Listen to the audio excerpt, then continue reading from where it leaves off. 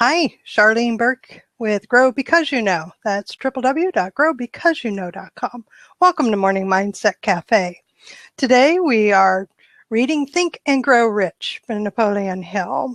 More specifically, in the PDF that I've been sharing with the community here, we are starting on page 11. And it's a story that 3 Feet from Gold. Many of us know the story. Do we understand the principle behind the story? 3 Feet from Gold is part of the introduction chapter for those who aren't reading from the same PDF or book that we are, because each edition, of course, has different page numbers for different sections, right? So what I've titled this is Don't Stop 3 Feet from Success. Don't stop before the riches happen. But I think there's also one other principle in here that often gets overlooked. Although I did title this Don't Stop 3 Feet from Success. And that principle is also highlighted in the book 3 Feet from Gold, which is an excellent book, by the way, about a modern day man interviewing those who are successful and making notes about how they became successful. So, a review of the story, a summary, and I'm going to ask the community here to correct me or add to it if I missed something or if I'm incorrect in something, so that we make sure we get it on the recording that we have a correct summary of the story. The story is quite simple.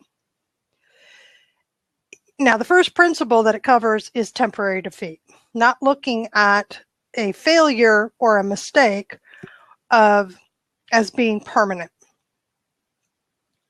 Okay, so persistence is one of the principles described here.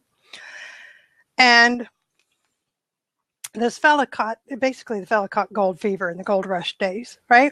And he went west to dig and grow rich.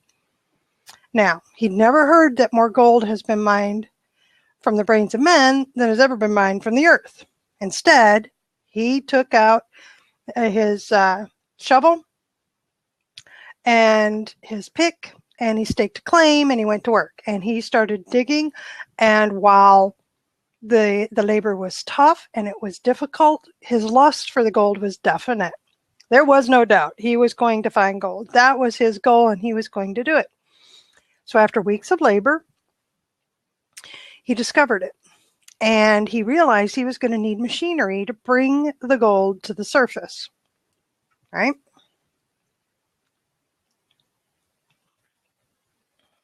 So what he did was he covered the mine so that nobody would stumble across his strike, and he told a few people about his strike, and they invested in him and his idea of, let's dig this up, let's get the machinery and go to work on the mine. So they did that, and the first car of ore was mined and shipped to a smelter. The returns proved they had the richest mines in Colorado. Okay, now think about that. You've been putting all the labor in, you strike gold, you gather the money through investors for the machinery to get more gold. Once you do, you realize, holy cow, we've got a gold mine here, literally, and we're making tons of money. This is awesome. So a few more cars, they realized, would get them out of debt, and they would come up big, right? They'd kill in profits as a company. So down went the drills, up went the hopes of the owner, and then something happened. The vein of gold disappeared. They literally came to the end of the rainbow, and the pot of gold was no longer there. And they drilled on, right? Persistence. They drilled on, desperately trying to pick up the vein again, all to no avail. Finally, they decided to quit.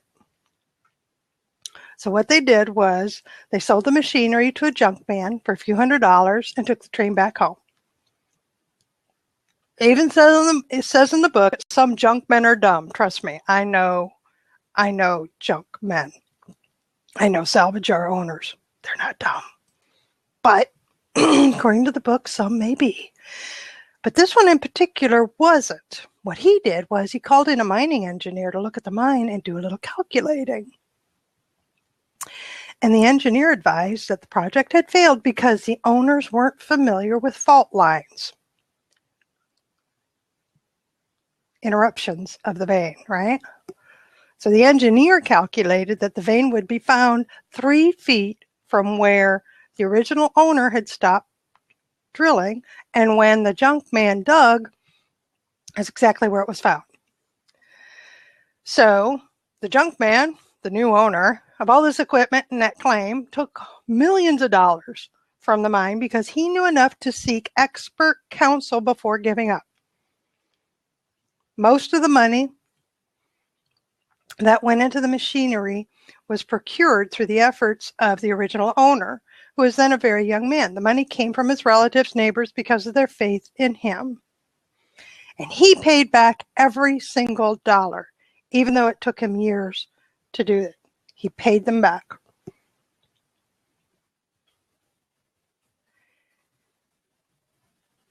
And after Mr. Darby, he was the original owner, recouped his loss many times over, he made the discovery that desire can be transmuted into gold, and he learned about that when he went into business selling life insurance. Now, remembering that he had lost that huge fortune in the gold mine because he stopped 3 feet from gold, Darby profits by that experience. He learns from that mistake in his chosen work, which is the selling of insurance. And he simply told himself, I stopped 3 feet from gold, but I will never stop because men say no when I ask them to buy insurance. It's one way that he was able to take something bad, turn it into good, take a mistake, turn it into profit, take a bad decision of quitting before it was time to quit, and learning from it. Today, or at this time, he's one of a small group of men who sell more than $1 million in life insurance annually. And he owes this to the lesson he learned from his quit ability in the gold mining business. So before success comes in any man's life, we're sure to meet with temporary defeat and sometimes failure. When the defeat overtakes us, the easiest and most logical thing to do is to quit. And honestly, that's what most people do. More than 500 of the most successful men in this country has ever known told the author, Napoleon Hill, their greatest success came just one step beyond the point at which defeat had taken them. Think about that for a second. Just one step beyond the point at which defeat had overtaken them. Now, there's another lesson, I believe, in this that isn't brought out. Honestly, I don't hear about this from when people discuss this particular story from this particular book. Again, very different when it's all drawn out, right? When somebody wrote this book, 3 Feet from Gold. But with Think and Grow Rich, this gold mine, this 3 feet from gold, don't stop, don't quit. That's all we hear about, right? All we hear about is persistence. Don't give up. Don't give up. And I love that, except I'd like to bring out one additional point. Be prepared. You see, when this fella, Darby, got into the gold rush, he was all about the money. He was all about, I just struck gold. I'm going to get more. So I'm going to go get the machinery and dig up more gold. And I'm proven right because my first dig brings back all these profits. So let's keep going, and suddenly it runs dry. So he kept the persistence going and kept drilling and drilling, and it was still running dry. The interesting thing here is that the new owner sought counsel, learned a little bit about gold mining, walked in to an opportunity saw the opportunity, but realized didn't have enough information on their own to make best use of that opportunity. So what did they do? He went to somebody else. To me, that's part of the mastermind principle. It's knowing what you know and what you don't know, right? It is asking somebody else who knows more than you do for help, hiring them, whatever it takes. And with that knowledge, the new owner was able to strike the remainder of that vein and have a very profitable business from it. So I think there's multiple principles in this. One is persistence. One is learning from failure.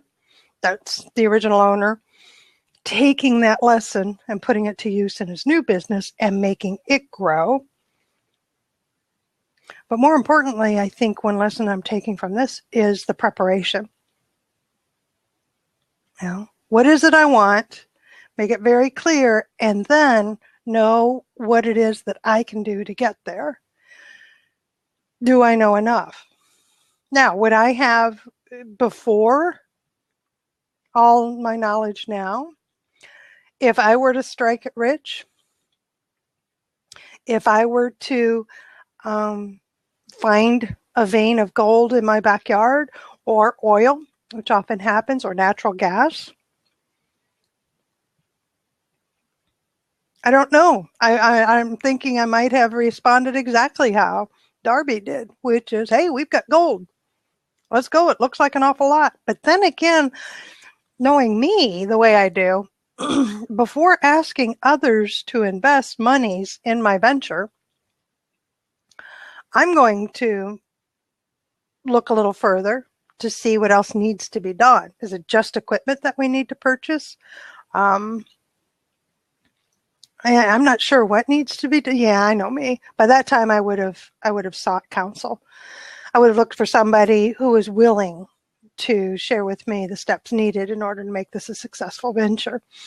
But that's me, and I'm very cautious. I don't like big risk without any information. I'm willing to take risks, but I call it mitigated risks, controlled risk.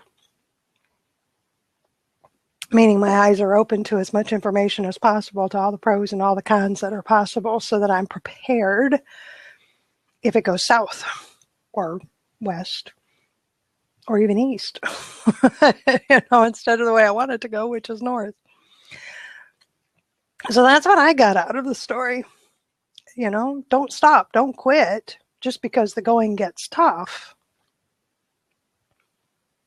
But also doesn't mean that stubborn pig-headedness in the same direction, hitting the wall over and over and over again, is the answer. I'd love to have somebody jump in and talk with me about this. Share your thoughts about don't stop 3 feet from success. My personal experience with this was last year when I was coming out of survival mode. I knew that my end goal was attainable. I knew that I had started on the right path with my business, that everything I had done up until 2013, 2014 was exactly what needed to be done in order to sustain and grow my business. And then I hit an obstacle. It was financial, is where it started. And the recession got to me, put it that way. And then I stayed there for a while, and then I stayed there, and then I stayed there. And while I was still butting my head up against the wall, I was trying to do a variety of things, right? I was trying to do other things have to work. What I'm doing, goodness, I had a cough drop and everything, sorry. So what I was doing wasn't working, so let's try something else. Well, and then it was all internal. It was all internal because I started questioning what even my end goal for my business was, if that was right for me. And then again, the recession just got to us, and I got in what I call survival mode, which means very, very, very focused, narrow thinking, short term thinking, do whatever's necessary to get by. And that's where I got stuck. So my story related to don't stop 3 feet from success is when I got stuck, I didn't quit. I felt like quitting. I felt like just throwing up the hands. There were times when I actually said that. And I said, that's it. I'm just going to close it all down. I'm tired of the struggle. I'm tired of the angst, the anxiety, all this stuff that comes with this. There's got to be a better way. And then, then I would look around and I would just go pale. So pale I lost my freckles at the jobs that were available in my area and the thought of working for somebody else again. And there, trust me, there was nothing attractive about my working for somebody else. I was willing to if it became necessary. I just didn't like that it might become necessary, right? So that's when my search began. End of 2014 into 2015, my search began to change my mindset. There has to be a better way. And it wasn't intentional to change my mindset. That wasn't my goal. My goal was to find people who had gone through this, who could help me get clarity, who could help me focus. And I became open to listening to other people who were successful. And I tried a variety of things and I hit Blab. And then in August, I started this program. And August through January, consistent, persistent, showing up, listening to you all come in and talk to me about your own experiences with the principal, listening to others share about their struggles with anything in particular, whatever struggle it was, but they were getting through it and they were looking for answers and seeking answers. The mastermind groups I facilitated, listening closer to them and making use of my own mastermind. That combination, all of it, see, I didn't stop. I didn't stop moving forward. I didn't stop seeking the answer. What I really didn't know was exactly what question I should be asking. But that didn't matter because I needed something. I knew I needed something to change my thinking. What I was doing wasn't working. And I knew that I was the obstacle to my success. So persistence, seeking counsel from others, using the counsel that I got. And I did. Some people I trusted said, go into a collaboration effort with some people. And I did that. And I've done it before. So I went into project partnership last year with a handful of people, and throughout the year, it just didn't work, right? It was me. It was all me. Whether it was I picked the wrong people, I picked the wrong project, I went in with the wrong end goal in mind, we weren't aligned, all the things that happen when you go into projects with people. And but I didn't stop. I was willing to take the counsel of people that I trusted. And as I did that and stayed in motion and stayed in action, the scattered feeling, the unknown, the unclear path, the unclear thoughts, the muddiness, the muckiness, the ick started going away. I became more clear on my direction, and I became more definite in the end goal that I'm going for, and I started speaking it again. And now I'm here, and I'm now past, I'm one step past, right? I'm one step past the point of giving up. And I'm well on my way to the financial rewards that I've been seeking. But it took that growth spurt, is what I'm going to call it. It took, as with anything, It took concentrated, focused effort, still does today. That's why I'm here this morning. I keep telling you, you guys show up. I'm here, and I will be here as long as other people show up. This is a collaborative effort. So you're welcome to jump in the seat if you like and talk about how don't give up, don't quit, persistence, getting the counsel of others, how that works for you, then would love to have you in here. Good morning, Karen. So good to see you here. And oh my goodness, Nisi J, are you kidding me? Okay. I have a friend, Nisi J. I thought for a moment, it might be you, although that doesn't look like you, my dear. The Nisi J I know is Bahamian and a very elegant woman. But welcome anyway. Welcome. So Karen's asking, what's the purpose and goal of a mastermind group? It depends on the group. So the groups that a couple of different things. And it's a mastermind group is an excellent place to get counsel from those who have done it, to get ideas, resources, expertise, knowledge. I can tell you that a group that I belong to is a leadership group for women. And what I'm learning is how to be a leader, how to step into that role.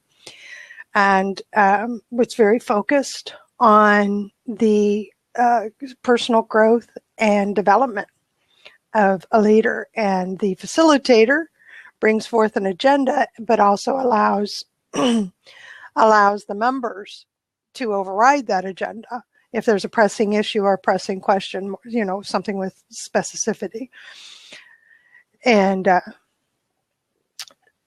my groups are for solo business owners who want to come together regularly, twice a month, actually. Got one starting May 12th. And it's a goals and accountability group. And the commitment's 90 days. And the idea is there's twofold. One is you come in with a goal and have the group help you not only to chunk it down into manageable bits and pieces so that you can actually attain that goal, but to share your own resources, network, ideas of how to better do things on the path to reaching the goal that's brought to the group. I'm a facilitator. Oh, that's interesting, Karen. It has nothing to do with opinions. The groups that I run are based off of the model from Napoleon Hill. So I'm a facilitator, and I don't run the group, and it's not based on what I think you should be talking about. I make sure that the members stay on track with what they came in for. I have so the Get It Done group's 90 days, and then I have a Grow Your Business group, which is a minimum 6-month commitment. And that one's more open. Yes, goals are a part of it, but it really is. I mean, we have prep forms where you are focused on what you're going to bring to the group. You have your time to speak it, and then there's open discussion time and what have you. You might be speaking toward group coaching, which is an excellent way to learn. A mastermind group isn't group coaching. Mastermind group is the gathering of people, like-minded people who want to brainstorm, educate, inform, learn, share networks, resources, what have you, all for the betterment of the individual, all for the growth of the individual, whatever the focus of the group is. So it could be personal, right? It could be personal growth and development. It could be business growth and development. So, yeah. Oh, so yeah, that's a mastermind group. Been running them since 2009. But there's great value in going to a group or to a professional and asking for their assistance. See, had I not done that, I would not have learned about the different options available to me to grow my business, to grow myself. I wouldn't have learned that I was the obstacle, that it really was me and my own thinking that was getting in my way, had I not sought assistance from other people. Had I stopped, had I quit that just before success, I would be so miserable right now, just knowing where I was then.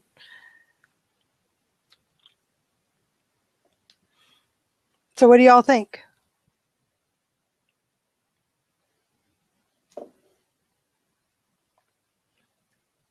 I love it too, Karen.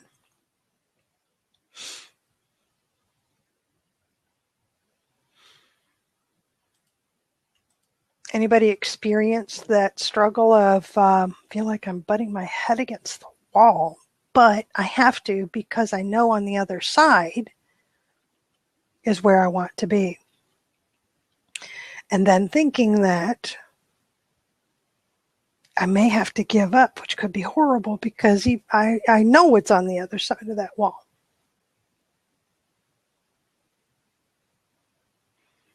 Sought counsel? What kind of counsel have you sought? We'd love to hear from you. Jump on in, say hey.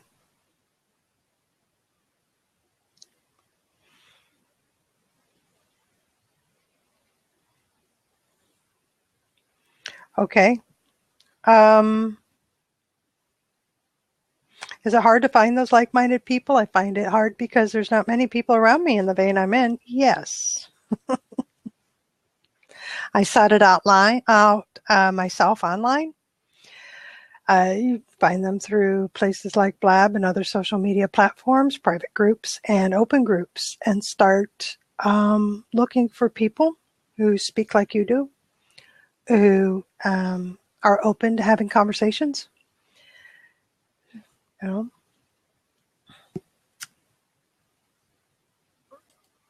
but be purposeful about it, right? Be clear about the kind of people that you want to surround yourself with. That's one of the reasons why, honestly, you never heard of Mastermind until you got on Blab. Oh, Karen. Oh, it's incredible. It's incredible.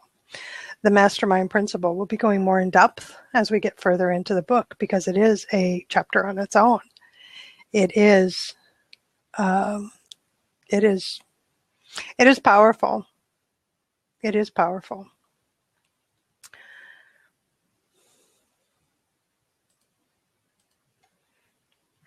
I can turn this into a discussion about mastermind groups if you want. But I'd rather stay on topic about not stopping. I often get asked, how do you know when to quit? And it's like, you're asking me to give you a definitive line in the sand? And think about that for a second. You decide. You decide. I decide.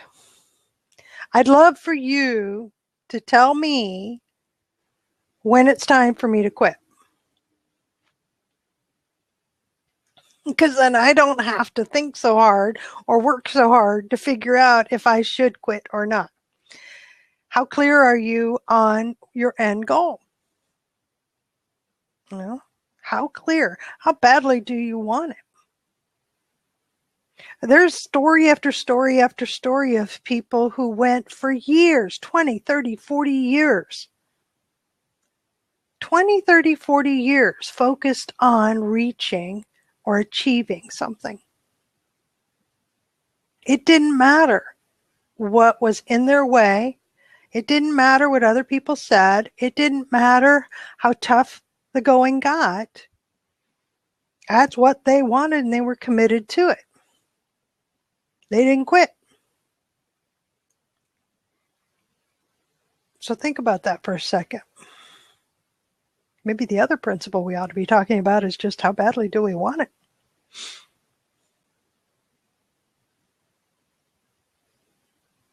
Because if you're going to be asking, well, how do I know when to quit? Had that on a Blab I was on last week when I was on a multi-day business expo kind of Blab. and it was about shiny object syndrome. Talk about quitting. These people were quitting thousands a mile before they hit gold. I mean, they just started on the path. And these are people, shiny object syndrome. And I'm going to start something now because it's going to make me money. And then 2 weeks, 3 weeks, 3 months later, it hasn't made me enough money. So I've got to start something else. Or I'm really excited, the adrenaline rush, really excited because this is something new. Look at this. I can get creative. And I've got all these people that are willing to train me and teach me how to put this into action. How wonderful is this? And that, yes, network marketing. Guess what? Network marketing is the best way to build a business. Hands down, no doubt about it. With the internet, between network marketing and affiliate marketing, it's the way to do it. Why do they have a bad name? It's because the people that we come across who are putting it to use, they quit. They quit after 3 months because somebody else's product is better and seems to sell better. I mean, I was just having a mentoring session last night, and so excited. I mean, he's all over it. And he's even catching himself saying that it's getting a little tough. I just let him talk it out. And what he did was he said, I don't want to be like those people that I see online that are trying to sell something new, but I'm not understanding what the difference is, Charlene, between you, hello, and them. I mean, I've been in business come June. I'm celebrating 8 years. And I told him the difference is mindset. Are you in it for the short term and you just want money, or are you in it for the long term to build relationships? What problem are you solving with your business, right? And how much do you believe that the solution you're offering is the answer to that problem? And ultimately, especially in network marketing and affiliate marketing, but especially in network marketing, it's not the product. It is not the product. It is the person. It is the person that people buy from. Because guess what? We can find those products anywhere and everywhere. I can get online right now. And I can find anything that a network marketer is selling. Think about that. So if the biggest one I can come up with right off the top of my head is Mary Kay. There are wonderful Mary Kay representatives in my town. There always have been since Mary Kay started. You could find the products in a drugstore. How in the world can somebody sell enough cosmetics, beauty, skincare to win a car? I can introduce you to a gal in my area who has won 2 of them. She has earned 2 of those vehicles. And I can introduce you to a gal who, through her Mary Kay business, is putting her child through college. It's because it's not the product, it's the person. She treats it like a business. I can show you network marketer after network marketer who has done that, and it's all about them. Why do I buy my Mary Kay products? Why don't I just go down to the drugstore and pay a quarter of the price? You think things through, and you realize it's the person. It's the person. That's why there's such great value in books like Think and Grow Rich, 3 Feet from Gold, right? 3 Feet from Gold. Yep. Books like Sharon Lecter's Think and Grow Rich for Women. I can't throw it up there because it's in the other room because I'm reading it. That's why we have these books. And that's why I love coming in here, prefer to have somebody in the seat having a conversation with me, right? Prefer dialogue. But, you know, I guess I have some things to say about this, so you guys are getting this part, is because we can discuss this. Exactly. Network marketing. That's today's world. Same principles apply. Persistence, focus, determination, clarity, definiteness of purpose, seeking counsel from others, right? Making the decision ahead of time how you are going to run this like a business, so that when a shiny object comes in your way and you are feeling frustrated and overwhelmed and at your wit's end and hitting the wall, right? And not quite sure if you're ever going to break through the wall, the shiny object comes and said, this is an easier, softer way. Yeah, right. And then you have to start all over again and expend a lot of time, energy, and effort. And nothing gets done. And you just stopped 3 feet from success. Had you continued and sought counsel, had you reviewed your plan and what you're doing, had you come into a group like this and saw somebody who's, oh, you're doing the same thing I'm doing or very similar, how in the world do you do that? Because I am at my wit's end. I can't do this anymore. Join a mastermind group, rely on faith, get creative, use your imagination, get out of yourself completely, mentor somebody else for a while, clear that brain from those cobwebs, do some spring cleaning. Have you really done everything? Have you really done everything possible? Most of us don't. That's why we quit too soon. So I hope that answered it, Karen. Or it's the way I see it. Karen saying sometimes you have to know it's just if it's just not for you. Yes, and sometimes that's the case. Sometimes network marketers and others who are in direct sales, even for their own company, right? Whatever company it is that you've started, whatever business that you've started, you have to understand what works for you and what doesn't.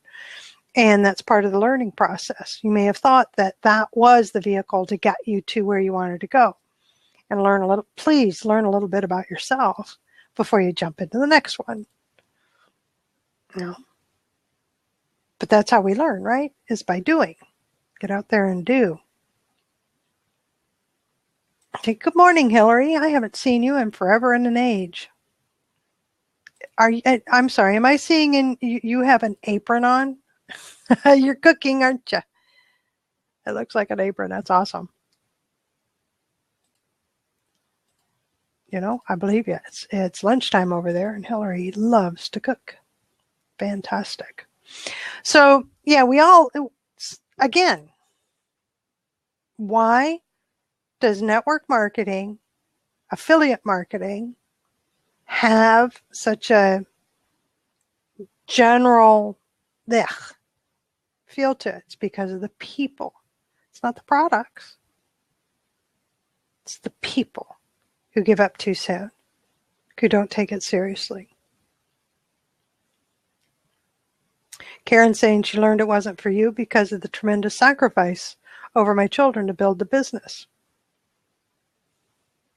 And then there's others that use it to build a business, willing to sacrifice now because of the alternative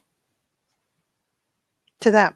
Again, individual choices, and that's what this is about. I'm not here to tell anybody how to do anything except get better. And even then, I'm sharing my own experiences, but even better, I'm sharing out of the book. You know, out of the book. Hello, Christian. Glad to have you here. So multiple lessons out of that 3 feet from gold story. So which ones are you putting into action today? Actually, I'm putting a lot of them into action, quite honestly. I'm persistent. Hey, let me just put it out there. Mastermind group, I've got 2 seats open, starts May 12th. Talk to me if you haven't already. I can tell you right now, pretty much everybody here Me, Karen. um, Karen, if you're serious, tell you what, why don't you do this? Let's talk. Anybody is serious about connecting with me or talking about a mastermind group? There's a couple options on that calendar. Just go there and set an appointment.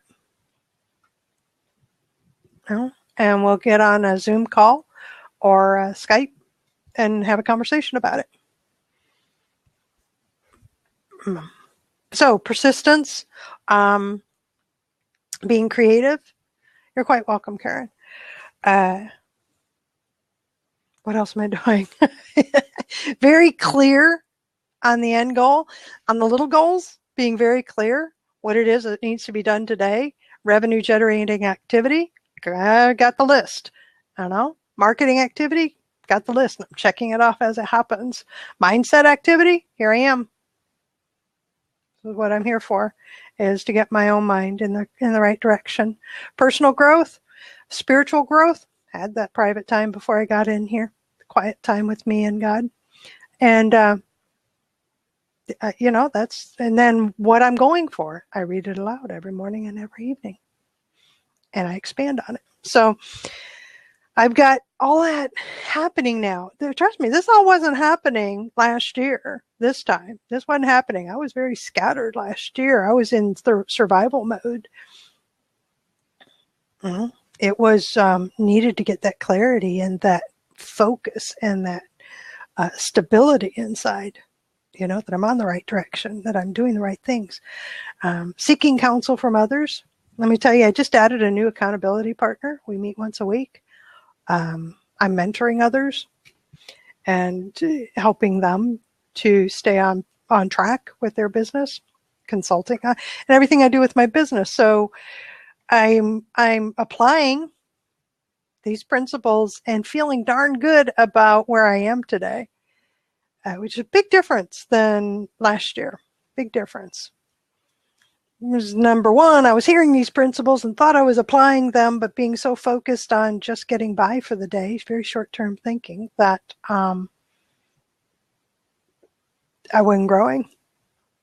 Today I'm growing. And it looks like a couple of you are growing too, because you still hang around and every once in a while you type something in the comment or you join me in the live stream and you say hey and you share, which is awesome. So please, anybody who wants to jump in the live stream and talk about principles here, talk about, do you think you might be 3 feet from success? Wondering if you are? Just need a little encouragement?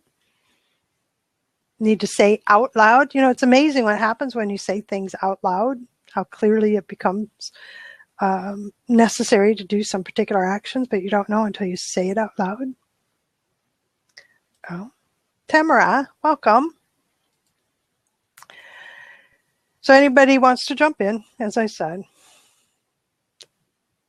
Really? Aaron? I'm sorry, this is amazing. I have to laugh. Those of you who've been with us since last August know that Aaron used to come on here all bundled up in his I live in Alaska outfit, out in the garage. He lives in California, working out. Even came out in his bathrobe one time.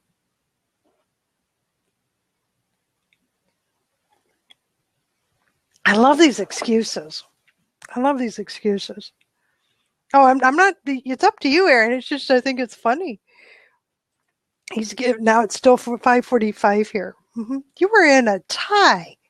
I have you on record. You were in a tie and a button-down shirt last week. Really? Can't help but give him a hard time. See, I knew he'd come in.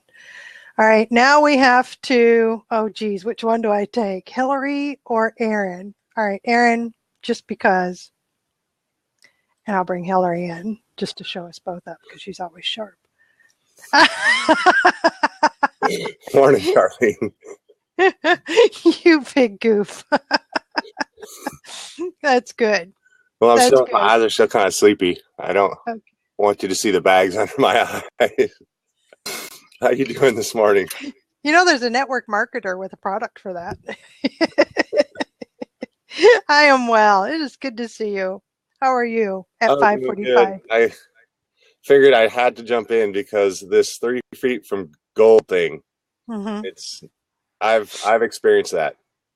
Um, I used to do vending machines. I actually still have a route down in LA that I run. But I was like that, 3 feet from gold, because it's kind of a hard business getting out there, finding locations for vending machines. No one really understands that part. They think, oh, it's easy. All you got to do is collect the money. And yeah, once they're established. And so I was pressing and pressing to find these locations, getting locations, little car washes, bowling alleys, barber shops, things like this, nothing too big. Mm-hmm. And was about to quit, really. I just felt it was too much work, 20-hour days driving through LA. It was killing me. About to quit. But like you're saying, counsel. So we ended up hiring back a locator that we had used for many years and decided, let's put them up in Las Vegas and let's just keep the path. Keep the path. Let's just keep moving. This is a good business model. And yeah, we're not hitting the big mother load, but we were making our dollars. We were getting by. Mm-hmm. And before that, we were about to quit. We were about to say, you know what, this is too much. It's not enough money. The market's changing. This was during the recession, but we kept on it, and we ended up getting some of the best accounts we've ever had. Literally within months after that, we kept pushing forward and got a couple of good casinos. We ended up getting the Tropicana Resort right on the Strip with 8 machines. So, that was 2 years of really good revenue that we were, literally 3 feet from getting there. Had we stopped, we would have never landed that Tropicana account. And yeah, it really does pay off just to keep going, get some expert advice, some counsel. And that's exactly what we did. We got a locator that had connections in Las Vegas, that had located in Las Vegas in big casinos. And he said, this is what we have to do. We have to be here for this amount of time, go back, get the contacts, get the manager's approval, get the board's approval before we can even expect to get 12 machines or 8 machines in one resort. And we followed his advice. We said, okay, we put him up in a motel for 3 months. And he just hit it every day. And in about 2 months, we had the resort locked down, went and delivered the chairs. And yeah, that was one of the best accounts because we didn't even have to go service it. They actually had their contacts or their service people service it. So yeah. Now, see, you know how many people would have quit? How many people would have quit? First, they would have stopped and said, listen, I'm already working this dang hard. You're asking me to work harder? Really? Or then they would have said, I am working this hard. And even though I know it's a viable business model and it was working for everybody else, I'm quitting. It always comes back to our own personal decision as to whether or not we're going to keep going or not. Nobody else can give us that line in the sand, right? Yes. And I also want to roll back to the question, how to know when it's time to stop? Mm-hmm. Because in reality, yes, I still operate some machines, have a partner down in LA, but there was a certain point where I had to stop. There was certain routes that were just not profitable. I mean, they were profitable if I don't mind paying myself $15 an hour, which, when you're keeping a business to pay yourself $15 an hour, I don't know. To me, you got to start thinking about things. And the competition and the new equipment. So, I'm not saying I quit the whole business, but there were certain routes that I had to quit. I had to say, hey, I'm only making $15 an hour when I pay myself to do these routes, and I'm wearing down my truck, and maybe that's not the best optimized income, driving all the way out to Fresno and all the way through to Santa Cruz and that big loop. It was great for a while because I had friends out there. But when it came down to it, I had to decide, Is it better for me to make the 3-day trip to Vegas twice a month? Or is it better for me to make this round trip to Fresno? Well, at $15 an hour, it was easy for me to say, this one goes, this one stays. You thought it through, and that's what I tell people. And when I mentor, and that's the best way to describe it, more than coach.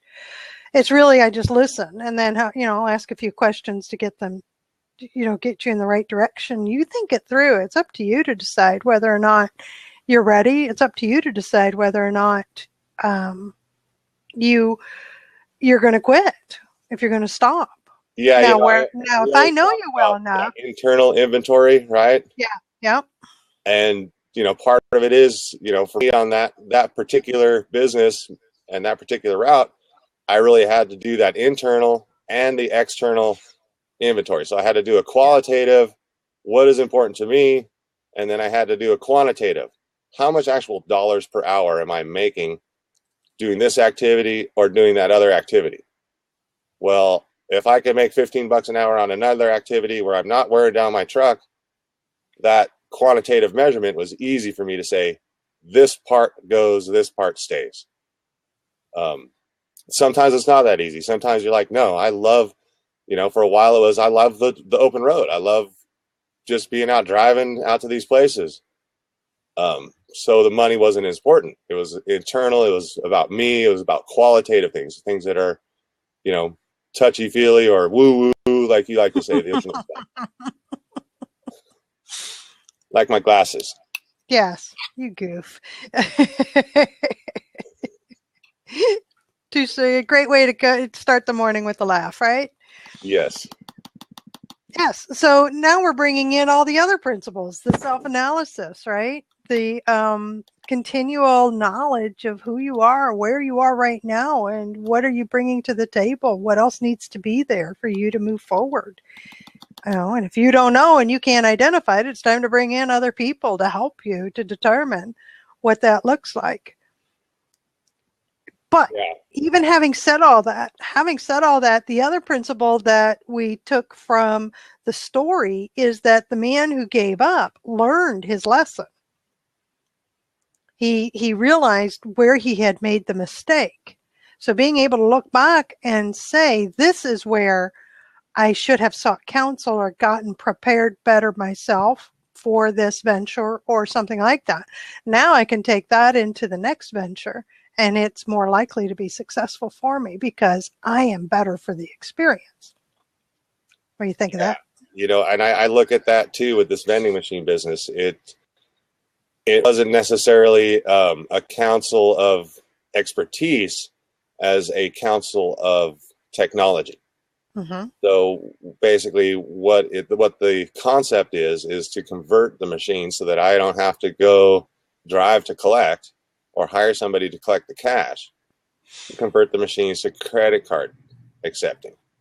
So that council of technology, makes maybe some of these other routes that were taking a lot of time and wear and tear on the vehicle, now it makes them profitable because I don't have to go collect every month or every 6 weeks. I get a notification from the machine. The box is full. I get a automatic deposit from the machine. Someone swiped a credit card and pressed the button. Mm-hmm. So, it is kind of, sometimes it's a council of peers or experts. Sometimes it's a change of technology, and doing that external inventory, taking some quantitative measurements. Is that $600 conversion to a credit card going to be feasible on that particular location? Uh-huh. And is it something I like to do? Or is there somebody in the area, that can give me advice on maybe what are the better locations to get? Or they have contacts, these are the people you need to talk to.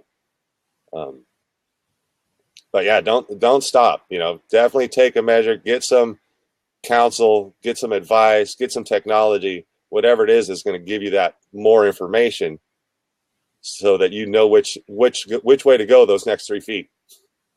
Love it. That's an excellent place to end with, Aaron. Thank you. I'm going to close out the recording. I'll be happy to keep the room open so we can keep the discussion going. Thank you for joining me in the live stream, Aaron. Thank you for those in the comment section for participating in the discussion. Those watching the replay, hey, thanks for sticking with us this long. This is Charlene Burke with Grow Because You Know. That's www.growbecauseyouknow.com. Let's move forward with the day on purpose with purpose to grow our hearts, grow our minds, and grow our businesses. Until next time, have a great day.